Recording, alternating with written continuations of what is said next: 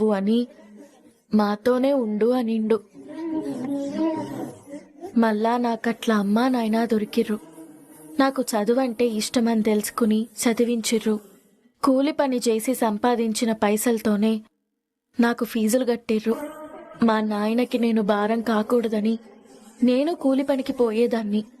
అట్లా నేను, మా అమ్మ, మా నాయన కూలి పని చేసుకుంటూ నేను రాత్రిళ్ళు గోపాలం మాస్టర్ తానా చదువుకునేదాన్ని.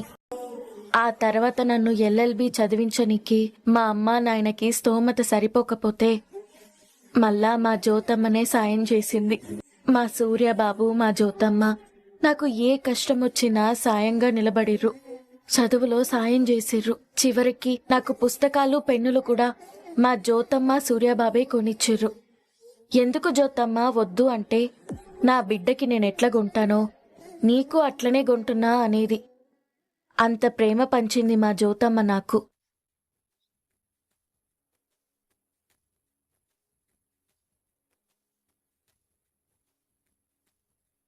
ఆళ్ళు కొంటున్నారు గదా అని మా అమ్మా నాయన ఏనాడూ ఇడిసిపెట్టలే.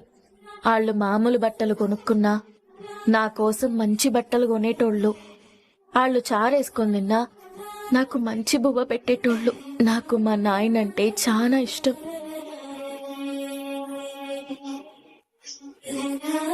నేను లాయర్ని కావాలనని నల్ల కొట్టేసుకుని కోర్టులో వాదిస్తుంటే చూడాలనని మురిసిపోయేటోడు. 10 మంది నన్ను మెచ్చుకుంటుంటే వాళ్ళందరికీ నువ్వు నా బిడ్డవి అని చెప్పాలి బిడ్డ అనేటోడు. అంతా ఆయన కోరుకున్నట్లే జరిగింది. కానీ చూడనీకి అమ్మా నాయన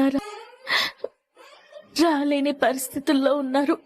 నేను కన్న బిడ్డని కాకపోయినా వాళ్ళు నా కోసమే బతికిర్రు, నా కోసమే త్యాగాలు చేసిర్రు.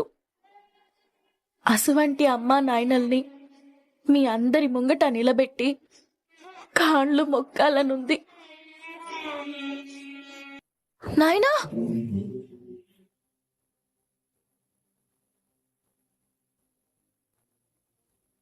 కుట్టి, ఏమైంది కుట్టి? సూర్యబాబు, మా నాయన వచ్చిండు. ఎక్కడా? అదిగో ఇప్పుడే ఆడ చూసినా. సరే, నువ్వు మాట్లాడుతూ ఉండు, నేను వెళ్ళి చూసొస్తాను. సారు, నువ్వు ఉండి సీను.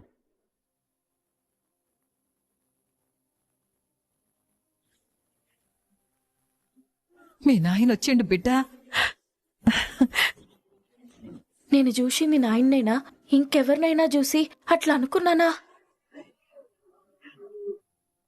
ఆనంది, నువ్వు మాట్లాడమ్మా.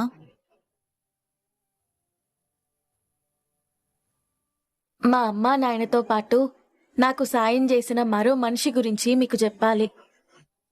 తనే నా దోస్తు సీను. అమ్మడి, అదిగో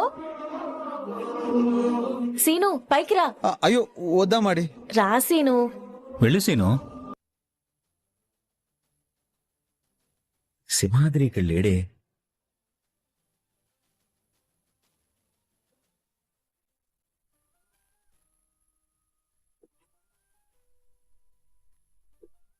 సూర్యబాబు, నాయన కనిపించిండా? సింహాద్రి ఎక్కడ కనబడలేదు కుట్టి.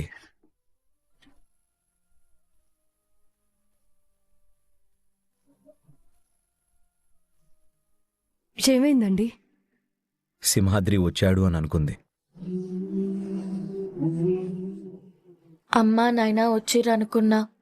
ఎవరినో చూసి అట్లా అనుకున్నానంటే ఈ కూతురికి జరిగే సన్మానం చూడాలని అనిపించలేదా నాయనా?